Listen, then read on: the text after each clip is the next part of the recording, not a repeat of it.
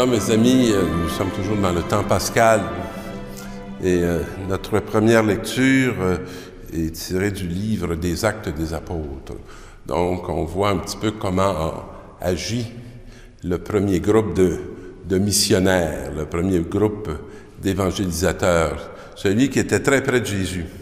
Et là, c'est Pierre qui prend la parole. Moi, je suis toujours impressionné de voir ce pécheur qui avait plus, je dirais, de complicité avec les poissons qu'avec les humains, tout à coup se mettre debout et prendre la parole avec solidité.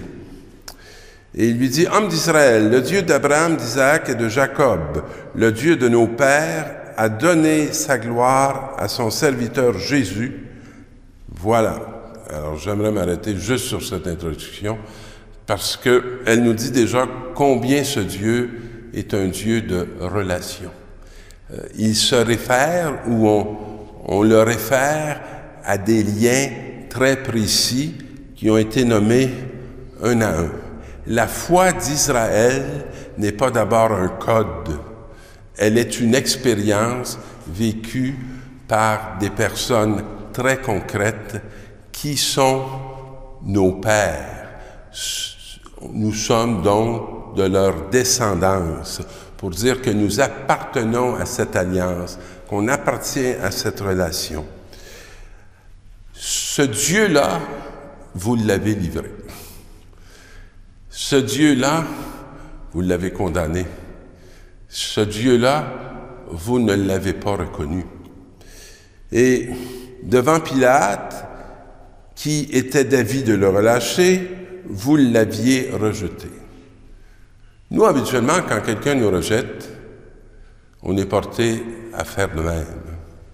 Et voilà ce qu'il y a d'étonnant en Dieu, c'est qu'on peut le rejeter et il nous choisit. Il continue de vouloir venir vers nous. Lui, le saint et le juste, vous l'avez rejeté et vous avez demandé qu'on vous accorde la grâce d'un meurtrier. Encore plus étonnant. On rejette celui qui se livre et qui se donne. On rejette celui qui nous aime et on préfère choisir la violence. Un salut tout à fait humain, tout à fait illusoire, mais nous adhérons plus facilement à ce qui est d'ici qu'à ce qui est de lui, alors que depuis bien des millénaires, on nous en parle et on nous initie. Mais Dieu l'a ressuscité d'entre les morts. C'est le seul que la mort n'a pas gardé captif. Alors pourquoi son chemin devrait-il être pour nous un chemin qu'on questionne, un chemin qu'on hésite à recevoir? Je comprends très bien que l'obéissance n'est jamais ce que l'on choisit à prime abord. Ça demande vraiment une expérience de foi et de solidité pour entrer dans quelque chose qui peut nous apparaître absolument absurde. D'ailleurs, frères, je sais bien que vous avez agi dans l'ignorance. Alors voilà ce qui préoccupe ceux qui apportent la bonne nouvelle. C'est non pas de venir nous condamner, non pas de venir nous accuser, mais venir nous révéler notre ignorance pour nous révéler cette sagesse que eux, qui sont très semblables à nous, qui ont passé par le même chemin que celui dans lequel on peut se retrouver, ont eu la grâce de pouvoir faire l'expérience d'une autre façon d'être. La souffrance du Messie, qui nous interroge tout le temps, qui nous questionne. On a toujours beaucoup de misère à accepter la souffrance. On a toujours peur de la souffrance. On trouve toujours beaucoup plus sage de trouver des chemins qui nous font éviter la souffrance. Que cette souffrance avait été annoncée.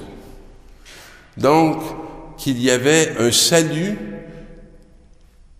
que pendant des millénaires, on avait parlé et qui avait nommé cette dimension de la libération qui n'économisait pas la souffrance.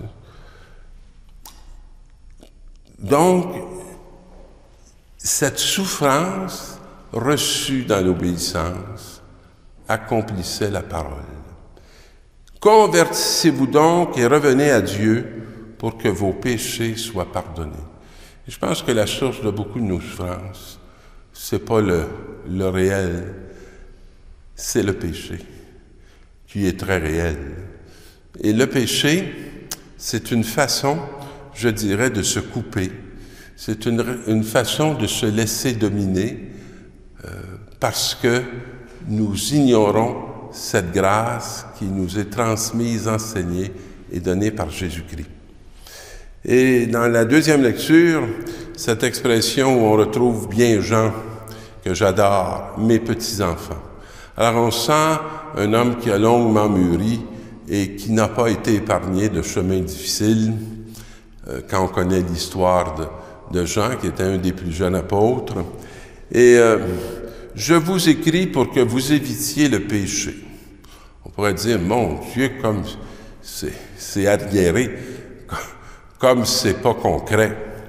Alors que Jean était très écouté par toute une communauté qui le reconnaissait et pour laquelle ils avaient beaucoup d'affection.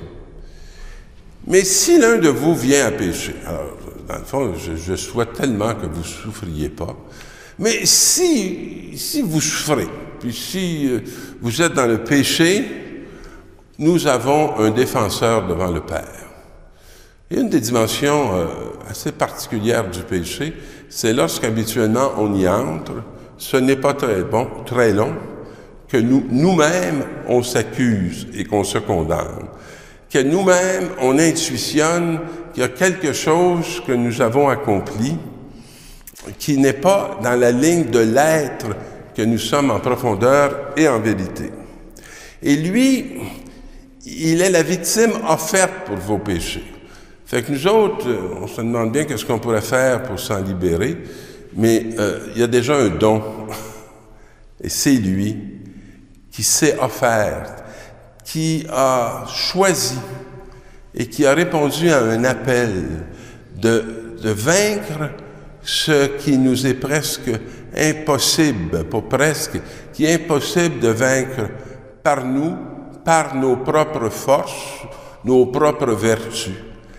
Ça nous est accordé par grâce, dans cette capacité qu'on a de reconnaître le Christ dans notre vie et dans notre chair et dans notre réalité. Et voici comment nous pouvons savoir que nous le connaissons. Ben là, il va nous dire, moi, vous communiquez ce qui va vous aider à découvrir que vous n'êtes pas dans une illusion et dans une abstraction. Et c'est ceci. C'est en gardant ses commandements. Celui qui dit « je le connais » et qui ne garde pas ses commandements est un menteur. On peut discourir sur Jésus-Christ. On peut faire les plus belles catéchèses. Mais si on est incapable de vivre l'amour qu'il nous propose, nous sommes un menteur. Mais celui qui garde fidèlement sa parole, l'amour de Dieu atteint vraiment sa perfection. Et donc, nous allons à nouveau parler de tout le chemin de l'obéissance. Et c'est pour ça que des apôtres partent en mission. S'ils ne partent en mission que parce qu'ils ont des connaissances, ils ne pourront pas annoncer Jésus-Christ. On ne peut partir en mission à la façon du Christ que si on en a fait l'expérience. Et les disciples d'Emmaüs qui rentraient d'Emmaüs racontaient aux 12 apôtres et à leurs compagnons ce qui s'était passé sur la route. C'est une expérience. Combien ils étaient passés de la certitude de sa mort, de la déception et de la tristesse à une rencontre et une présence de quelqu'un en chair et en os qui était toujours là. Et le Seigneur dit, au moment où ils témoignaient eux-mêmes à ce petit groupe d'église dans lequel ils étaient, le Seigneur soit avec vous. Et là, tout à coup, ils se mettent à avoir peur, ils pensent que c'est un esprit. Et pourquoi êtes-vous bouleversés? Ça peut être très bouleversant, vous savez, d'être complètement remis en présence de quelqu'un dont on sent qu'il nous a été enlevé, avec nos certitudes que la mort est le dernier mot. Il l'était, mais depuis Jésus-Christ, il ne l'est plus. Et Jésus va se faire reconnaître par ses blessures. Voyez mes mains, mes pieds. Et il va leur donner tous les signes de sa souffrance. Et souvent, c'est ainsi qu'on reconnaît les autres humains. Lorsqu'ils nous parlent de la souffrance qu'ils ont expérimentée et qu'il ne les a pas détruits, on devient comme beaucoup plus ouvert à entendre le message qu'ils peuvent nous dire. Et Jésus va leur demander, « Avez-vous de quoi à manger? » Et il va manger devant eux, puis il leur dit, « Rappelez-vous les paroles que je vous ai dites. » Ça vaut la peine de s'arrêter à la Bible. Ça vaut la peine de s'arrêter à l'Ancien Testament et au Nouveau Testament. Parce que ces paroles, c'est celles qu'il avait même données à ses apôtres pour ouvrir leur intelligence à l'Écriture. Alors, il leur ouvrit l'esprit à l'intelligence des Écritures. Il conclut, « C'est bien ce qui était annoncé. Si nous sommes scandalisés par les injustices de nos vies, si nous sommes scandalisés par le péché, si nous sommes scandalisés par la souffrance, nous ne pourrons pas être dans l'illumination que Jésus-Christ nous a révélée par sa victoire, lui qui n'a pas été épargné, mais qui n'a pas perdu ce lien fondamental qu'il avait avec le Père, qui faisait de lui un fils et qui faisait de lui un signe d'un amour qui se livre et qui se donne, même lorsque les autres ne le méritent pas, mais qu'il révèle la gratuité de cet amour que Dieu a pour toute l'humanité. Je vous souhaite de devenir des témoins de cette bonne nouvelle. Bon temps pascal.